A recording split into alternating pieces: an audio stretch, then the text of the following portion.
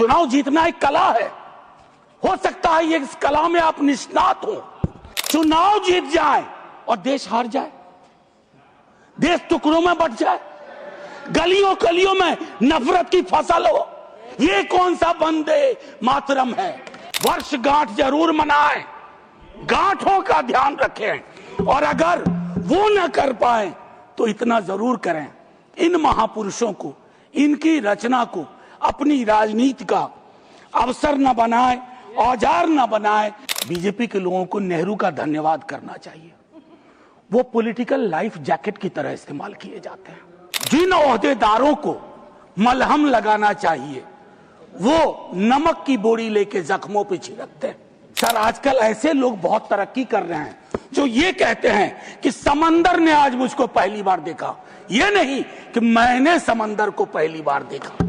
एक चीज शुरुआत में कहना चाहता हूं, हरिवंश राय बच्चन जी की आत्मकथा का एक खंड है पहला, जिसका शीर्षक है क्या भूलूं क्या याद करूं। तो मेरे लिए यह अवसर 150वीं वर्षगांठ या सालगिरह इस खूबसूरत गीत का एक अवसर भी है आकलन करने का।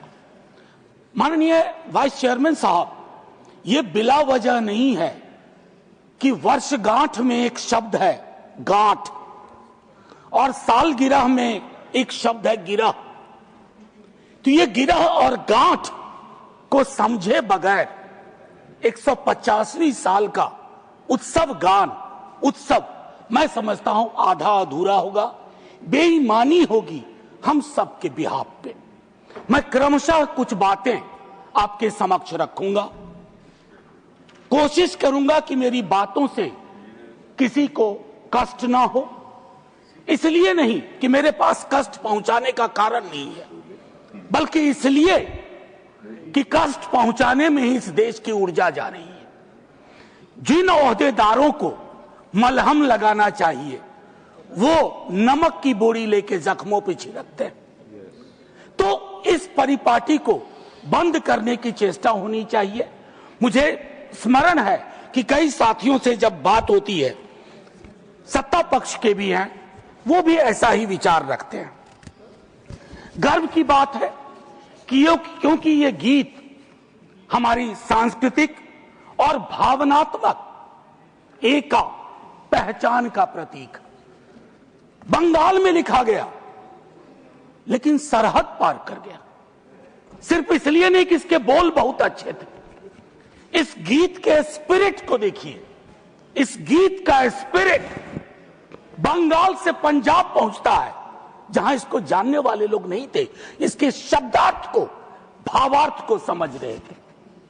इसलिए मैं कह रहा हूं कि विविधताओं के बावजूद बहुलवादी संस्कृति इस देश का हिस्सा रही है। हम ऐसे ही पले बढ़े हैं। कोई नुक्कड़, कोई गली, कोई गांव नहीं है जहां हमने हिंदू, मुसलमान, सिख, ईसाई, नास्तिक ना देखे हों। आजादी की लड़ाई में सबका योगदान, हिंदू, मुसलमान, सिख, ईसाई और नास्तिक भी। अपने जीवन के एक बड़े हिस्से में मैं भी नास्तिक, जब मैंने भगत सिंह को पढ़ा मैं नास्तिक क्यों, तो मुझे गर्व होता था कि भगत सिंह वाली परंपरा। एक चीज मैं इससे पहले कि कहूं, एक महत्वपूर्ण चीज कहना चाहता हूं। मैं इस सदन में जितनी बार बोला हूं, नेहरू जी जरूर यहां चर्चा में आते हैं। जवाहरलाल नेहरू। सर, मैं कांग्रेस का नहीं हूं, लेकिन अपने को नेहरूवादी मानता हूं, गांधीवादी मानता हूं, अंबेडकरवादी मानता हूं, और परस्पर विरोध नहीं है। इनका तब के वक्त में विरोध था, लेकिन मैं आज कह रहा हूं, अगर कोई ऐसी व्यवस्था हो कि ये पृथ्वी पे आएंगे ना, तो एक मोर्चा बना लेंगे एक साथ मिलकर। आज की हकीकत के संदर्भ में मैं क्यों कह रहा हूं, एक छोटी चिट्ठी, आजकल चिट्ठियां पढ़ी जा रही हैं सर, लेकिन चिट्ठियां पढ़ने में लोग थोड़ी बेईमानी कर रहे हैं। सेमीकोलन के बाद का हिस्सा पढ़ते हैं, पूरा पत्र नहीं पढ़ते हैं। अमृता शेरगिल जी जवाहरलाल नेहरू जी को लिख रही हैं, यह है नवंबर 6, 1937। सर गौर कीजिएगा, बहुत प्यारी खूबसूरत चिट्ठी है। ये चिट्ठी कहती है, उनकी किताब मिली थी आत्मकथा, ये चिट्ठी कहती है, my dear Jawahar, as a rule I dislike biographies and autobiographies, they ring false, pomposity or exhibitionism, but I think I like yours. You are able to discard your hello. You are capable of saying, when I saw the sea for the first time, when others would say, when the sea saw me for the first time. Sir, आजकल ऐसे लोग बहुत तरक्की कर रहे हैं जो ये कहते हैं कि समंदर ने आज मुझको पहली बार देखा, ये नहीं कि मैंने समंदर को पहली बार देखा। ये एक महत्वपूर्ण चीज है। सर, ध्रुवीकरण आज के हमारे जीवन का हिस्सा बन गया। क्या बंकिम बाबू ने यह कल्पना की थी, उस महाकवि ने यह कल्पना की थी कि देश इतने टुकड़ों में बंट जाएगा? पार्टीशन से ज्यादा, पार्टीशन से ज्यादा। अभी मैंने देखा चंद महीनों पहले इस देश में आई लव महाकाल और आई लव मोहम्मद में जिहाद करवा दिया गया, झगड़ा करवा दिया गया। I can love every God simultaneously, yet I want to remain in peace, in prosperity, seeking justice and getting it. ये रवायत क्यों खत्म हो रही है? सर, ये निकेन प्रकारेण चुनाव जीत जाए, मैं बधाई देता हूं। चुनाव जीतना एक कला है, हो सकता है ये इस कला में आप निष्णात हो, लेकिन सर, मैंने कहा तो मैं चोट नहीं पहुंचाऊंगा, लेकिन चुनाव जीत जाए और देश हार जाए, देश टुकड़ों में बंट जाए, गलियों गलियों में नफरत की फसल हो, ये कौन सा वंदे मातरम है? ये कौन सा वंदे मातरम है? मैं सिर्फ ये कहना चाहता हूं, चुनाव जीतने की कई पद्धतियां हैं।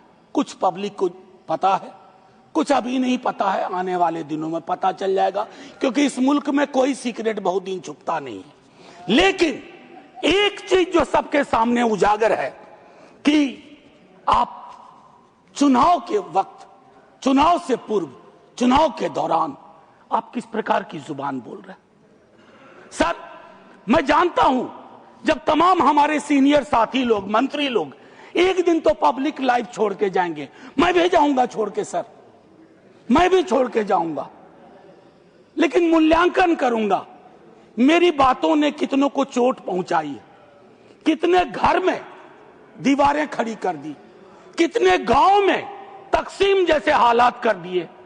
मैं वंदे मातरम के माध्यम से कश्मीर पे बोलूंगा, शाम में मेरी ट्रोलिंग हो जाएगी। मैं नहीं बोलूं क्या? चुप हो जाऊं भय से, डर से? सर, 1 मिनट का वक्त दीजिए, मैं ज्यादा वक्त, मेरे दूसरे स्पीकर हैं वो बोलेंगे, बस मुझको 1 मिनट का वक्त दीजिए। मेरी बातें अधूरी रह गई हैं, लेकिन ऐसे अवसरों पर अक्सर होता है।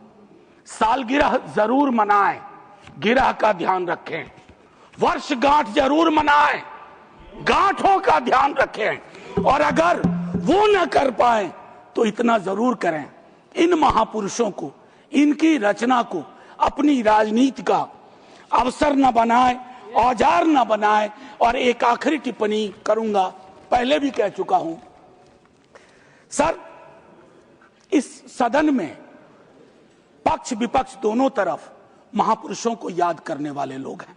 सर, 30 सेकंड और दे दीजिए, न जाने उस कुर्सी में क्या है जो बैठता है, जो बैठते हैं। सर, बस 30 सेकंड दे दीजिए, मैं 30 सेकंड मांग रहा हूं। प्लीज, मैं सिर्फ इतना कहना चाहता हूं, मैंने पहले भी कहा, प्रधानमंत्री जी को एक्चुअली बीजेपी के लोगों को नेहरू का धन्यवाद करना चाहिए। वो पॉलिटिकल लाइफ जैकेट की तरह इस्तेमाल किए जाते हैं। Nehru ji political life jacket. इसलिए कल सदन में एक नेता ने कहा, मैं आज यहां दोहराता हूं, एक दिन तय करिए और तय करिए कि मुकदमा हो। आप भी जिरह करिए, हम भी जिरह करें। मैं इतिहास का छात्र हूं, दिल्ली आया था एमए हिस्ट्री करने, धारा थोड़ी बदल गई, लेकिन आज भी इतिहास को संदर्भ में देखता हूं। 1937, 1905, 1915 की बातें पढ़ूंगा तो पूरा पैराग्राफ पढ़ूंगा, सेमीकोलन के बाद नहीं पढ़ूंगा। और मेरा इतिहास बोध 14 से पहले का है, 14 के बाद का नहीं है। जय हिंद, वंदे वंदे। लाइव लगातार के वीडियो को लाइक करें, सब्सक्राइब करें और बेल आइकन को दबाना न भूलें।